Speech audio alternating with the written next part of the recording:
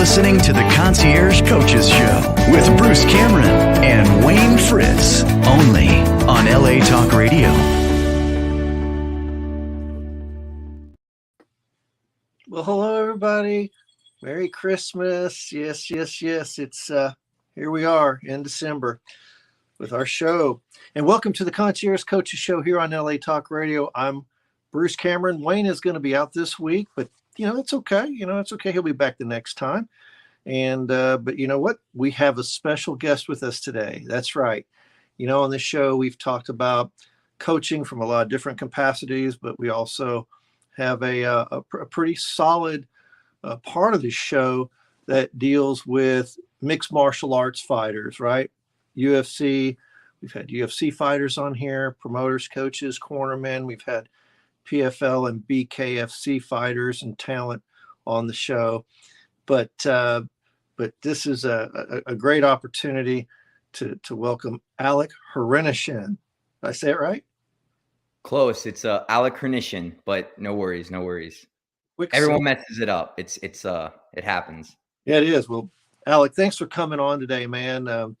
I met Alec several years ago, and Alec is kind of not a UFC fan. He's like a UFC aficionado. He's a UFC maven. He could be a UFC. He could be on the sports. Talking about statistics and fighting and those things. So I've known Alec over the years. We've gone to many fights together at the same time. And so thanks for coming on the show, first of all. Thank you. Yeah, thank you, Bruce, for inviting me on the show. I really do appreciate it. I'm excited to talk. Excited too. I know, like you said, we had a little pre-production call yesterday, and man, we just could have gone hours and hours and hours. And so we'll just see where this goes. This is going to go really, really fast. But hey, let's go ahead and do it. I guess.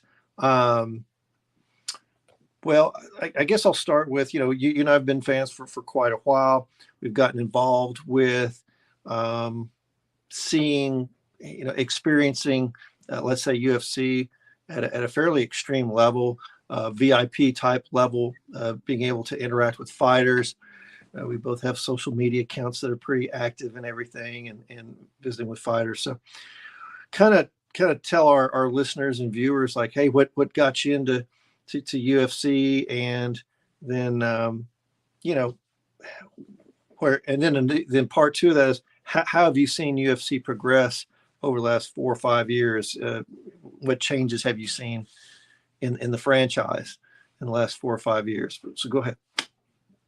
So growing up, I would hear a lot of names thrown around, like Chuck Liddell, Anderson Silva, John Jones, Randy Couture. This was when I was maybe 10 or 11. This was back in the day, again, when the pay-per-views were the main thing. There really wasn't fight nights like today. And I remember a lot of my friends would really talk about it. They'd be into it. It always piqued my interest. I started really getting into the UFC and MMA in general, I'd say in the early 2010s. So like 2011, 2012 is when I really started getting involved in like watching it. Once I got to college, I could start paying for my own pay-per-views, and me and my buddies would get together and we'd watch the pay-per-views. And once, like ESPN bought the UFC, or bought the rights to broadcast UFC, it became a lot easier to watch fights, every week. Mm-hmm.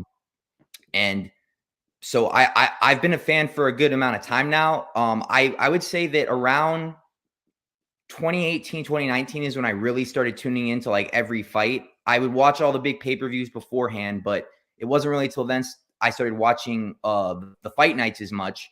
And then kind of going on to your second question, when 2020 happened, the pandemic, and there was no sports to watch, all there was to bet on and to watch was the UFC for a couple of weeks there. So everyone tuned in, and including myself. I really started focusing in every single week, watching, looking up all the fighters, their records and the stats and everything, really getting involved into it way before like I was in the past. And so like to answer your question about the last 4 or 5 years, how I've seen the UFC progress, I think one of the biggest thing was ESPN again buying the rights to broadcast. I really think that's gotten out to a broader, more like fan base that was not, traditionally an MMA fan or into the sport, thought it was too violent or whatever. And then again, COVID, I really think that when people were bored, they had nothing else to do. They were sitting at home. There was no other sports to watch or bet on. They started tuning in. And I think the UFC did a great job. And to go off on that too, Dana White is remarkable in the sense that he didn't fire any of his, employees. He kept them working. He figured out a way to keep the fights going when they went over to Abu Dhabi and did the Fight Island thing. So I really think that helped the UFC progress. And then the sponsorships and all of that, it's really grown. I've seen more people in today's world that are MMA UFC fans than 10 years ago. I mean, it wasn't as big as it was, or it is now. I agree. Just to kind of give, I'm going to give you a few seconds to do the calculation. Since 2018 to today, December 11th, 2023, how many live fights have you been to? Okay, so I've been to 33 live fights. I'll be to my 34th one this Saturday at UFC 296 in Las Vegas. I've been to a number of pay-per-views, fight nights. I've been to the Apex. I've even been blessed to have been able to attend one of Dana White's Contender Series cards at the Apex. So it will be 34 this Saturday. 34. And that's quite a career. I mean, that is quite especially in just a 5-year, not even a 5-year, probably 4.5 year, timeline. So that is impressive, man. I think, that when you told me that was just like, oof, I mean, this is a guy who's been there, and I always pull up on your Instagram, like, man, there he is in the, there he is in the Apex, there he is this week, in Vegas, there he is over here, and I mean, he's been to even Kansas City. We'll talk about that in a minute, right? Let's go ahead and go there. So part of what we like to do, I mean, I'll speak for myself. I shouldn't just drag you into it. Part what I like to do is I like to meet the fighters. I like to meet the fighters and talk to them for a few minutes. I mean, I know you do too. I've seen you, hold court there with some fighters, with Pfeiffer and some others this last time in Austin. You did a good job there. But anyway, I enjoy meeting the fighters, and it's kind of fun, and the thing I like about most or nearly all of the fighters, they're pretty normal guys and ladies too. You know what I mean? They'll talk to you.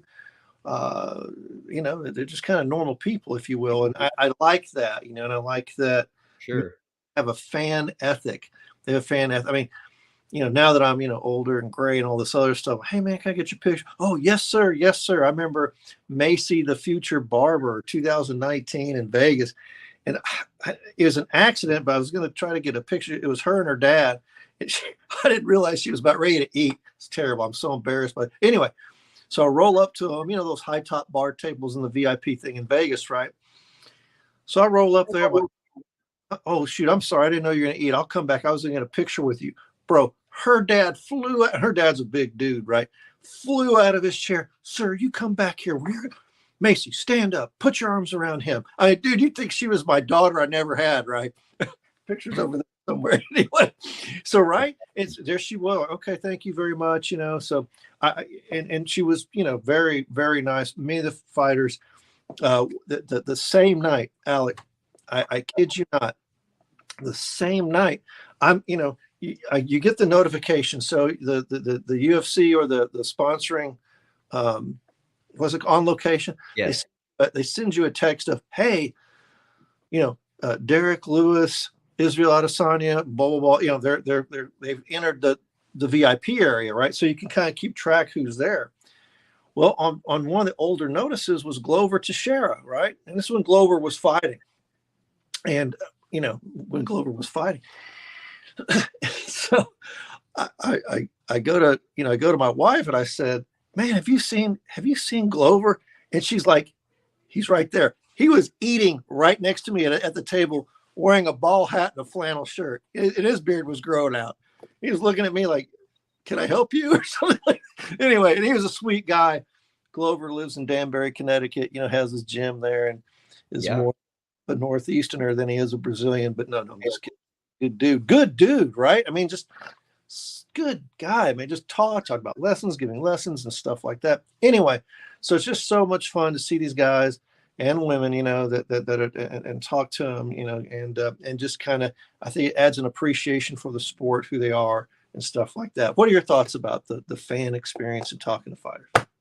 Yeah, no, I totally agree with everything you said. And going to the fights, the first couple times, I was a little like more hesitant. I was kind of that person that thought, like maybe they really didn't want to interact with you. Kind of like how you said, like, you were kind of like, oh no, she's eating Macy Barber. Like, let me wait.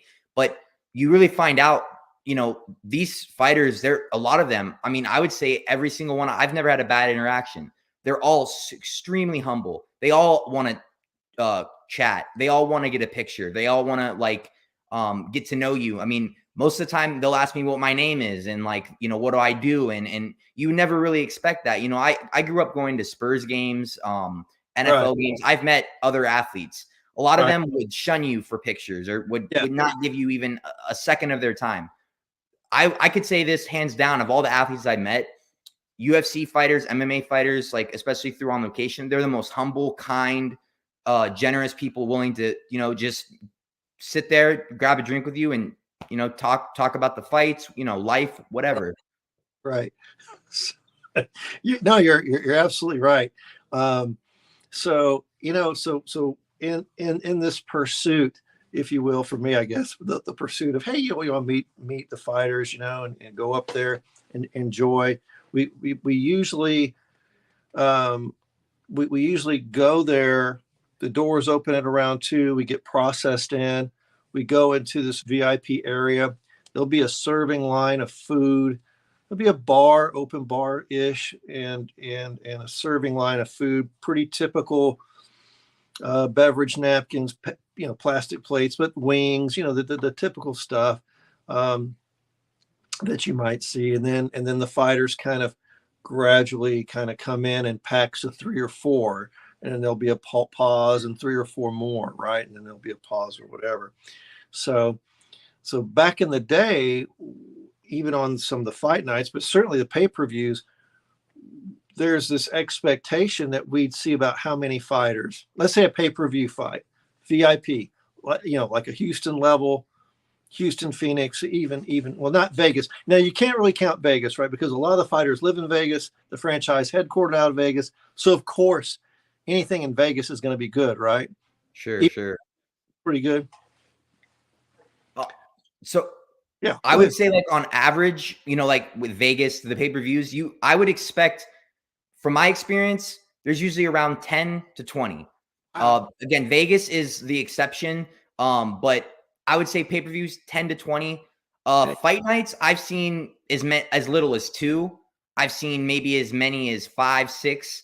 It really just depends on the fight, the location, but again, Vegas is the exception. I mean, there's always a big number of fighters that come through. But you know what? I mean, let's. I don't know if you went to Phoenix one year, but I mean, God, I'm blanking out. Justin Gaethje. So it's Gaethje, Eric Anders, the other gentleman. Oh my God, anyway. Like Phoenix had a big crowd. You know what I mean? In the VIP area, and then the Diaz's were interested, right? Nick and Nate, were kind of in and around, and Kelvin Gastelum. There you go. So there's a Phoenix turned out to be kind of a sleeper, but the area was like, did you ever been to Phoenix? Yeah, I was at UFC 274 when Gaethje fought Oliveira, and that they had a very big club. That was a very big club, and yeah, a lot of fighters came through that night. I remember that was one of the biggest stars that night. Like at the time was Paddy Pimblett, but it's kind of changed a little bit since his last fight against Jared Gordon. But we all know who won that fight. Who won that fight? So yeah, so Phoenix. So you were at, I guess, I don't know if so. You were at a venue. It obviously wasn't Vegas or a place like Houston or Dallas, but you went to a venue and there are only 2 fights. Like, 2 fighters come into Wow, was that a pay-per-view and it was only 2 fighters, or was it a fight night with just 2 fighters? No, so it was a fight night, and there were only, again, there was only 2 fighters that had come through. Again, with the fight nights and the geographical location of where it was at, this was Kansas City. I was thinking we'd be lucky to get 10. We'd be lucky to maybe get 7. I was a little shocked with 2. Going into the first off, the VIP lounge was actually not in the stadium. It was across the street. So that was also new for me too. It was kind of, it was like, all right, so we go over there, we go in, met the 2 fighters, and great guys, and grabbed a little bit of food, some drinks. And after about 20-25 minutes, we were like, well, it was kind of just a consensus around the room, like, there's no really reason to be here anymore. I mean, and everyone headed over to watch the fights. And it was a 2-hour VIP thing, or VIP experience. So you would think that they would have enough fighters there to make it worthwhile for 2 hours. So I've come to expect not to expect anything, I guess you should say. Wow. See, and I'm the other way. I would have, if I would have been to Kansas City and only seen 2 fighters, I would have lost my mind. I'd be blowing up somebody's phone, dropping somebody, you know what I mean? I mean, like, hey, what's going on? Hey, you got more fans outside in the fan experience, you know what I mean? In the booths and stuff like that. Outside, you need to have those, at least those guys, those same guys that are outside, inside VIP, right? So, or whoever's sitting down on the floor, man, there's fighters chilling. Even in Kansas City, there had to have been at least 10 fighters on the floor, right? I mean, I'm on the floor watching the damn fight, right? Yeah, certainly. I mean, there's always, at all the fights, there's at least 10, 12 plus fighters that are down they're at the stadium. They might not come up to the VIP experience or whatnot, but they're at the arena or whatnot. And one thing I've never really understood with fighters not, going is, let's say you're an up and coming fighter and you don't have a big fan base. That experience is perfect for you to build your fan base. You go there, you take pictures, you meet people who may never have watched any of your fights or don't know who you are. They got a picture with you. They talked with you for 5 minutes. Now they're following your Instagram. Now they're more willing to buy your merchandise. Now they're more willing to buy your next or a ticket to watch your next fight at any of the locations around the United States or wherever. I've never really understood why fighters don't take advantage of that. It's a perfect way to meet new people and get a networking experience, And that we need to get a hold of. I forget the guy's name in fighter development. There's a wing of UFC that's quote fighter development, and that would be a good thing for them to know. It's like, hey, somebody, or maybe somebody who's won a contender series, or somebody who's a prelim card fighter. A lot of the people that aren't you and I, they're not gonna. They're just going to say, hey, this guy's a fighter. And, people are standing in line to get his picture. So they're going to get their picture with the fighter. Like you said, I met Punahele Soriano. Was he at Dallas or Austin? He was with us one night. I didn't even know who it was. Vegas. That was the first time I met him. The only times I've seen him, if I remember correctly, was Vegas. But I may have been somewhere else. Yeah, it may have been somewhere else. And then, last year, Austin, Cody Stamann comes up from his fight. You remember that? Cody Stamann actually fought, slapped a cowboy hat on with a black eye, came back up to VIP. Phil Hawes and a bunch of other people were there. Yeah. Right? And then they let us stay there the whole fight to watch, just to chill. Because the fight to leave, Yeah, hey, I remember. Go ahead. I was going to say, Holly Holm was up with us in Austin. Yes, yep. Her and her bodyguard were kind of posted up. So guess what? We lived to see another day, even though it didn't really matter. You know what I mean? But that you could still see the fights from the VIP area because Holly Holm, she didn't want to go anywhere. Yeah. Go ahead. Speaking of Austin, last year when you brought up Phil Hawes, he came up right after his victory, and it was really interesting just because that's not normal. Usually fighters don't come up after their fights, win or loss, but he had just gotten in a bloody war. He had, if I remember correctly, I think he had blonde hair. He dyed his hair blonde. Yes. His hair was red because of all the blood from his fight. And he came up, and that was one thing that I'll always remember. It was just like, wow, like, you just don't expect them to come up after their fights and hang out with everybody, which is really right. cool. And so, folks, right there, that even this Austin was good. The Moody Center, Dana has a really good formula where he picks these venues that are like they hold like what 20,000 tops, right? Not the big guns, but usually a smaller one. Now, I shouldn't say it because we did do American Airlines Center in Dallas, but still. So there we were, every seat in the house in either the Frank Irwin Coliseum in Austin, Texas, or the Moody Center in University of Texas campus, which is a pretty good sized place. Well, but every seat's good. Even if you're in the nosebleeds, you have a better seat than you would in the nosebleeds in Dallas. Just let me tell you that right now. So and then then you get all these fighters. So and then usually Austin's a little bit less expensive for your package, right? Than Sure. say a bigger place. So you get a real big bang for your buck. So so other than a Vegas place, what was your best fan experience other than Vegas? Yeah. Come to think of it, I think one of the best places that I've been to outside of Vegas was in Salt Lake City, back-to-back years. So UFC 278 and then UFC 291. The first one was the famous Kamaru Usman, Leon Edwards, where Leon got that Hail Mary head kick to win the belt. And then this past one was the Poirier Gaethje BMF belt fight. But that was a really good experience. Both of the lounges were big. A good number of fighters were there on both nights. And yeah, I mean, I would say Salt Lake City has probably been the best. Phoenix was another good one for sure. At UFC 274. Trying to think. I've been to Dallas on a pay-per-view. That wasn't too bad. It was a little bit of a smaller venue for the lounge. Yes. Speaking wise, but honestly, most of the pay-per-view fights that I've been to have been in Vegas. They've been at the T-Mobile Arena. So, and yeah. I enjoy always going to that one because, like we were saying earlier, there's probably, I mean, I think I've seen it max maybe 25 fighters. Oh, either retired, active, or on their way up. 2019. Either December 2019 or one soon thereafter. I was just, I literally ran out of time. I ran out of runway until they kicked us out. Like, it's like fighter. You know what I mean? Fighter. Yeah. Bro, I barely had enough time to eat. It's like, boom, here, there. And they just kept on coming, man. And never forget, I was sitting next to Glover Teixeira. Cody Garbrandt comes around here. I literally, hey Cody, I'm a little bit taller than him, Anyway, so I put my arm around like this Christmas tree and like, hey man, and boom, wife takes a picture.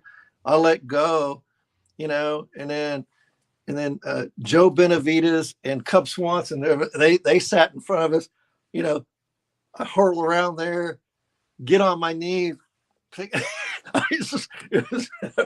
Got Glover, Garbrandt, then Brad Tavares, he comes out, man, it's just Macy Barber, boom, but then there was this one fighter, y'all. I don't know if I should say his name, but there have been a couple of people, Alec. So whatever, IA is his initial. He was too busy. He wouldn't interact with fans or whatever. And then another guy, I caught, it was Uriah Hall. He's no longer, but he was like, I just hate this shit. I hate having to put on a fucking plastic smile for these people. And I rolled right up on him like, bro, like that's fucked up. Like, I can't believe you said that. Called his ass out. That's surprising to hear that he would go up there and admit to the people that want to, be there and see him that he's putting on a fake smile. But, everyone's different. I don't understand why anyone would go up there if they had no interest in interacting with fans. It makes no sense. Did we lose Bruce here?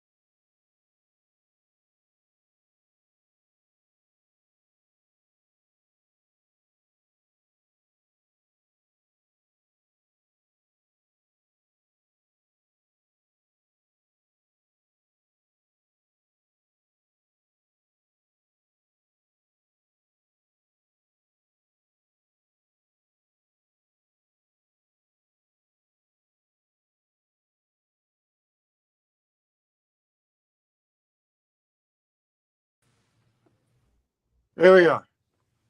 There we go. There we go. Sorry, man. It was on my end. Sometimes, something. Technology. No, that was me. So anyway, so what did you say after it says, yeah, anyway, that he, I rolled up on him and he was, a little mildly embarrassed that he said that, but anyway, Yeah, I mean, but go ahead.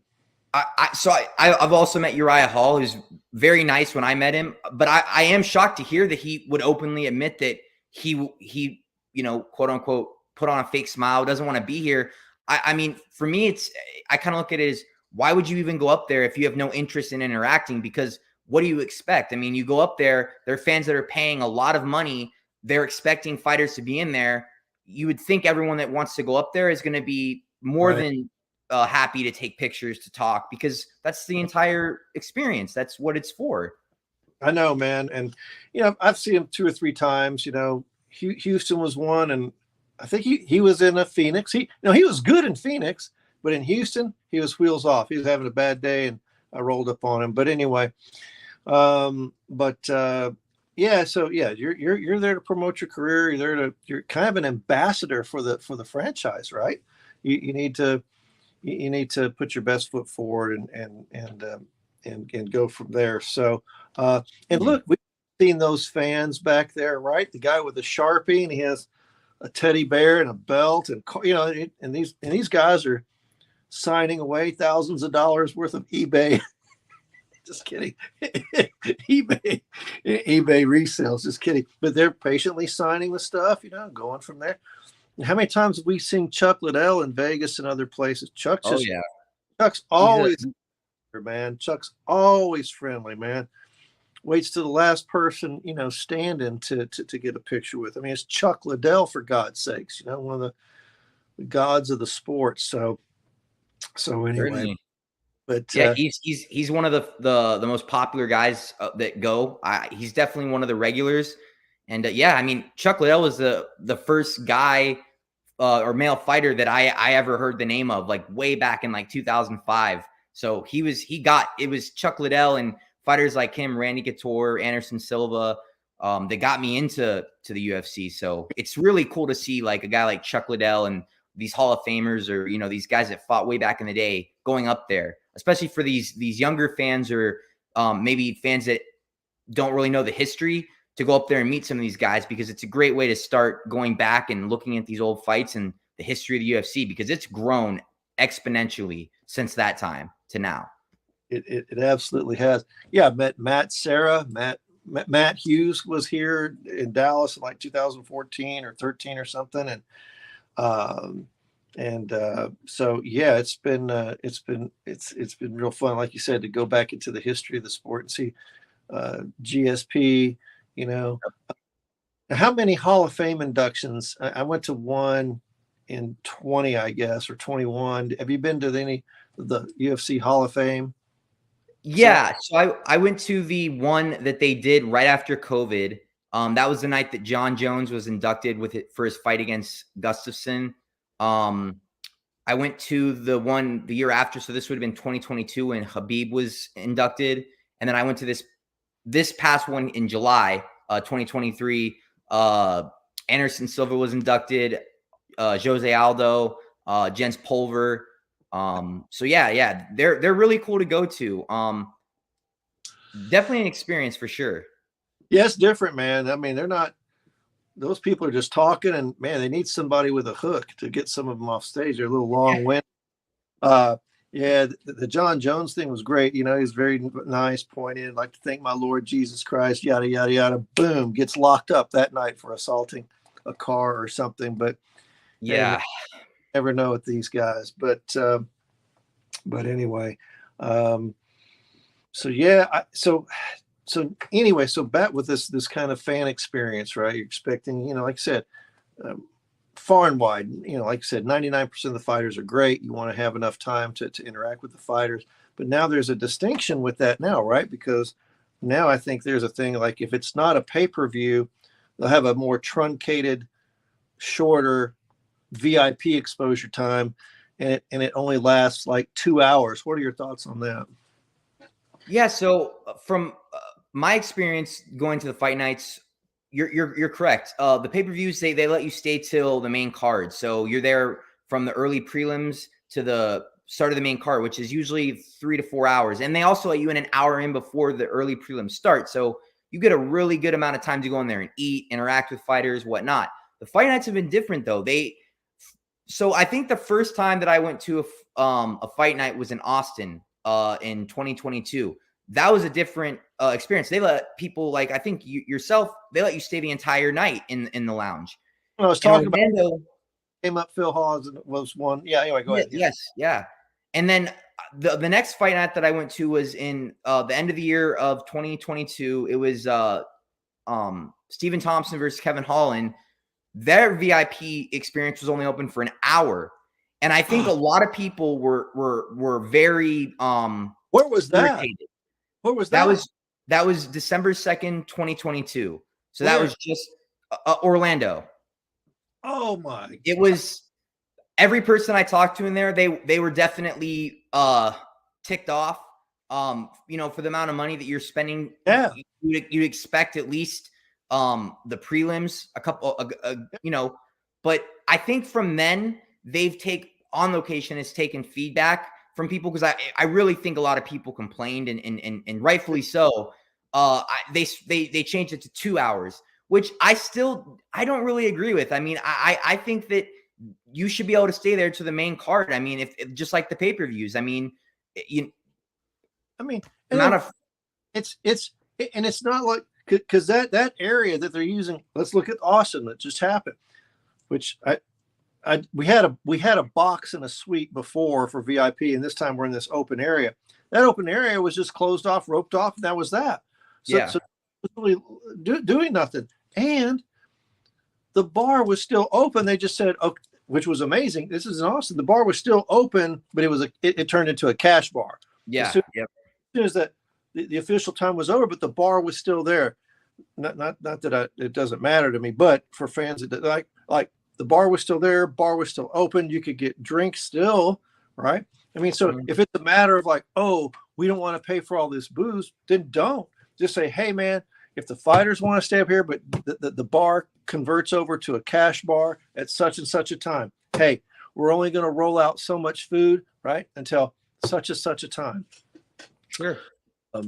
So you know what I mean? So it's not as if they're really losing anything. I understand. It's like, hey, we're losing $500 for every 10 minutes of open bar. You know what I mean? Like, okay, I get it, but then just cut the bar, leave it open. That way the people can still mingle or whatever. I mean, Holly Holm stayed up there for quite a while in Austin. Holly, dude, just kind of was watching the fight like this, bodyguard standing behind her. Hey, what's up? Hey, what's going on? Just chatting up. How long did you stay up there? I left right when, like, kind of when they had that, like, said it was over. I went down, I think 3 fights into the card. Dude, I was like up to the main card. Okay, wow. So they let you stay up there. That's good. That at least, because I've been at past ones where they're like, you're out, like we're done. Yeah, I mean, but I knew anyway. But I knew once I saw her chilling, like, no, let's hold the line. And we had that crazy guy, Karen, that guy, Karen, anyway, with this the bald dude from Austin. He's kind of a fan. Anyway, that guy, he's an interesting personality. Let's just say that, right? Way more interesting than myself and my kids that are there. So but we said, no, if Holly's here, we're going to stay at the line. They're simply not going to ask a fighter to leave. You know what I mean? Yeah, sure. She had our left side flank. We're at the very end. It's like, so you're going to go through her to kick us out? No, you're not. See what I mean? So it was an excellent gestalt of body placement. So, but it was okay. I mean, I think my seats were maybe even a tad better than they were in the VIP viewing, So yeah. Okay. So what else is going on here? Well, man, we could talk about. I guess let's talk about the gambling side of it. I mean, I don't get it. Like, I thought DraftKings was an official partner. Now we see Slate. We see some other kind of crypto betting things. How's that been working? What is your sense of that?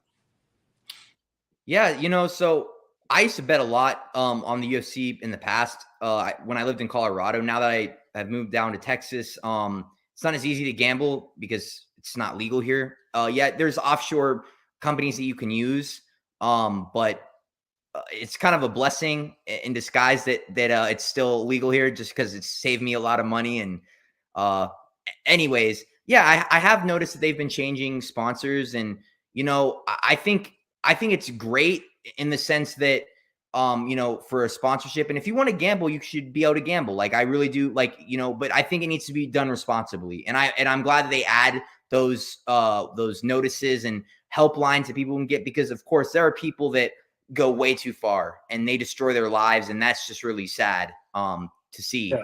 But yeah, I mean, I don't see a problem with UFC having gambling sponsorships.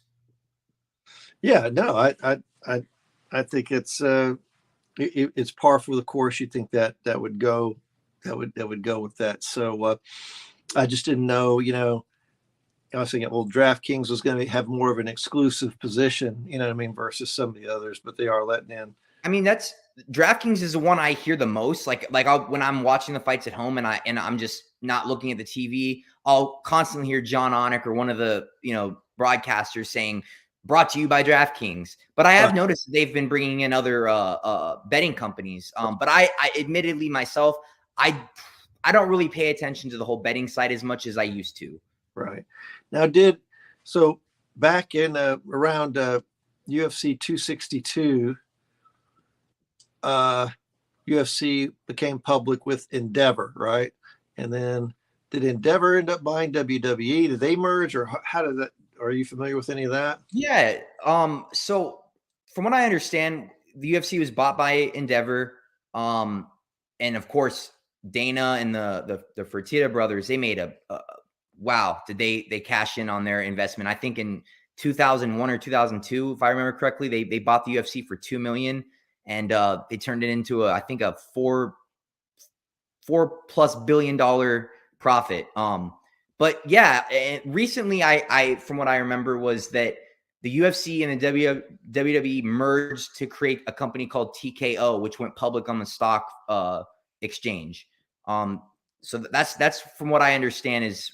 And I think that happened earlier this year. I think the TKO thing was this year. The Endeavor thing happened a couple of years ago. Yeah.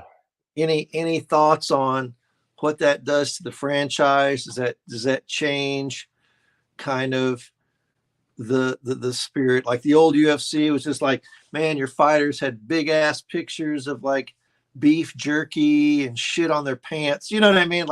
They're like NASCAR cars. Right. And they had their sponsors. Just, I remember I was going to buy, I had a chance to buy like a shoulder of Aspen Lads for a first PFL. So anyway, like they're just selling quadrants, but now you can't do that. Everybody wears their crypto.com shirt, their Venom stuff. And so you see any downside of the over businessification of the franchise there? I don't. There, it goes kind of both ways for me. I could see where, like, back in the day and to this day, fighters, rightfully so, probably want more of a right to have their sponsors or whatnot on the shorts and stuff. I mean, I know Monster exclusively sponsors some fighters, so that's why you'll see some UFC fighters with the Monster logo on their on their shorts, and others you won't. So, but I think that Monster is the only sponsor that you can get on your UFC shorts that is not Venom. So I totally get why, like, nowadays, with especially how big the UFC has gotten, it wouldn't be appropriate probably for a fighter to have like a condom company advertisement on their shorts. But you would think that, man, like, some of these bigger fighters, they could just get one reputable sponsor. I don't see a problem with having it, but I understand with the UFC that they're such a big company nowadays.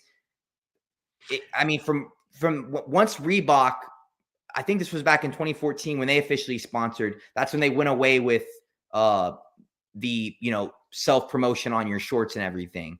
So it's kind of been that way since. How many times have I had to explain what manscaped means or the origins of that? You know what I mean? So, I mean, yeah, there's a content company here, but Manscaped is kind of close to that period, man. It's kind of funny. Like, but yeah. Go ahead. I will say one thing, they're no longer able to put the sponsorships on their shorts, but that's a perfect opportunity now for them is to use their social media. That's one thing I do not understand why fighters they don't utilize their social media as much as they can. All the sponsorships and the outreach of the fans that they can, ultimately gain using social media. A perfect example of a fighter that I was thinking about that has done such a great job outside of his fights to promote himself is Sean O'Malley. That guy does social media. He does merchandise. He does commercials. He does multiple sponsorships. Like, it's amazing how much, from what I understand, he's probably close on the number of money he's made outside of the UFC compared to the money he's made with the UFC. Now that he's won a championship, is probably more on the UFC, like how much he's made per fight. But that guy has made a killing outside of the UFC. And I just don't understand why some fighters don't do that. You know? I know that Gilbert Burns was trying to do some stuff with a supplement company down in Brownsville for a while.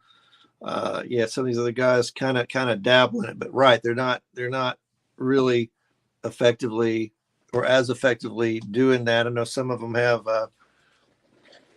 not an OnlyFans, but you can subscribe to their Instagram subscription and get exclusive content with the five. That's okay, especially you can rack up a couple of 100,000 followers pretty quick. I think they should do it. Anything you can to build your brand and make more money outside of fighting. Why would you not? Oh, I'm absolutely. I'm all about it. So,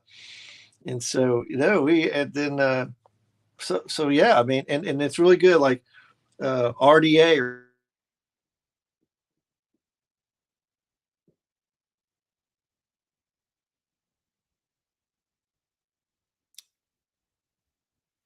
Can't seem to hear you. I think your volume went out.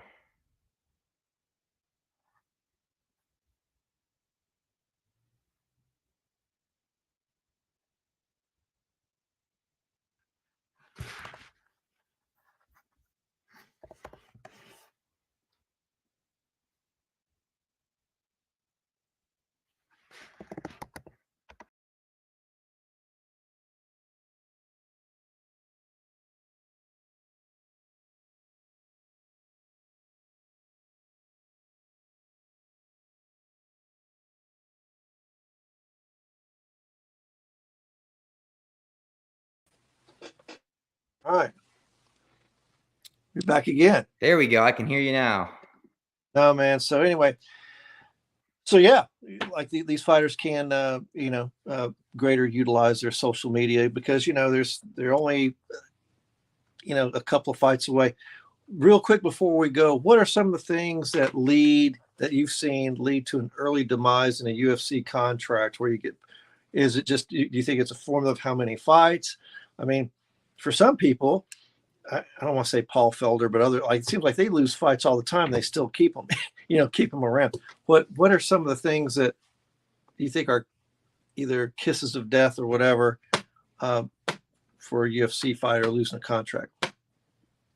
Well, certainly losing is not going to help you. Now, there again, how you just brought up, there's fighters that lose that will remain. However, more than likely, those fighters that have lost, more recently or are on massive losing streaks, they had a major winning streak in their past career, or they were close to a belt, or they're fan favorites. So that's exactly why they're still on. But if you're an up and coming fighter and you get signed post Contender Series and you get a 3-4 fight contract and you go 1-3, you're more than likely not going to get re-signed. It's like, well, let's look at Platinum Mike Perry real quick. I know we got a few more.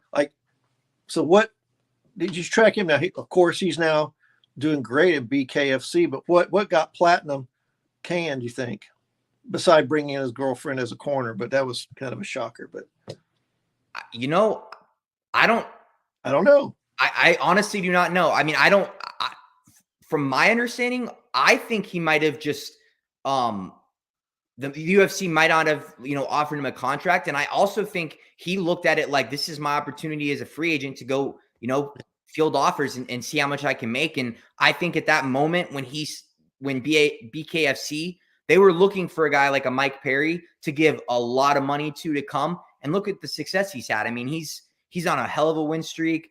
He's definitely making good money, no doubt, not just through BKFC, but through his sponsors. Yeah. Like Luke Rockhold, he stuck around for a long time and finally huge L's and had to go, right? Pretty much. I don't know. But it is interesting to see. And then like Ben Rothwell, I didn't even know he left UFC. I had no idea. Then one day I wake up, poof, he's in BKFC. There he is. Anyway, it's kind of strange, right? Yeah, no, sure. Yeah. I mean, like Mike Perry, Rothwell, Luke Rockhold, I follow like the social media and like the interviews and stuff. From my recollection, a lot of these guys, I think their UFC contract just ended. They had an opportunity maybe to stay around and re-sign, but they said, I'm going to go field offers. I'm going to go see what other companies are willing to give me, for my time. And I think because they're ex-UFC fighters, they have that ability to go to like the PFL, BKFC, all those other organizations and make some serious money. Anthony Rumble Johnson, didn't he jump somewhere before his untimely passing or not? Yes, I think he went to Bellator. Yeah, went to However, Bellator. I don't know if he left because he didn't get signed again. I don't know if they severed the contract. I honestly don't know what the whole situation with that is, but I do know he went to Bellator. Yeah, that's right. I forgot about that. So that's just another interesting franchise. But now that Bellator is merged, that's going to be some interesting combinations of fighters and weight classes and stuff like that. So, so it is kind of interesting.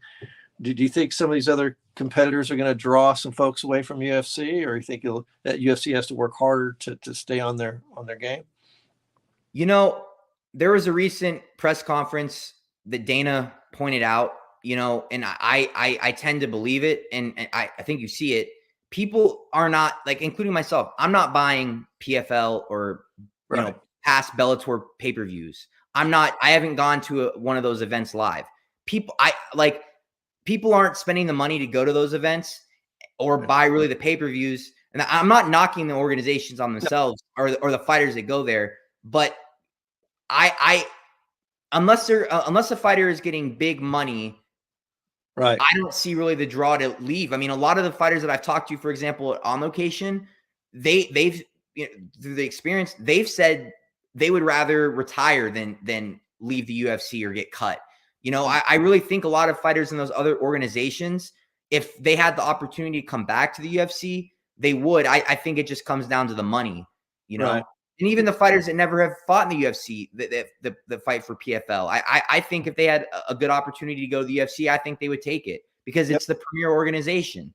It's true. I mean, well, man, that's it. We're down to 40 seconds, but that's a wrap. I know it went pretty quick. Sorry about those technical difficulties that are on our end, but it happens. That knocked me out. But hey, thanks for coming on the show today. Do you have an Instagram account or anything, or if anybody has any questions for you, how they can contact you, Alec? Thank you for having me, Bruce. I do appreciate you having me on the show. My Instagram, you can follow me at Alec_94237. And you could also go on LinkedIn and just look up my name, Alec Hernishin. And those could be the ways you could follow me or get linked up. I know, and your Instagram is quite a gallery of your collective experiences and with the fighters and knowledge there. So definitely, that's worth checking out. Okay, folks, there was another great episode of the Concierge Coaches Show here on LA Talk Radio. Don't forget to see us on our Facebook page. We're on Apple Podcasts. That's right. We're on iHeartMedia, and now we're on Amazon Audible. It's a little podcast that could. So multiple ways to come see us. And don't be a stranger. So hopefully we'll see you again before Christmas time. And until then, everybody have a great week and a blessed week and a safe week. And we'll see you here next time on the Concierge Coaches Show on LA Talk Radio. Take care, everybody. Thank you, Alex. See you. Yeah, thank you, Bruce. Have a good one, everyone.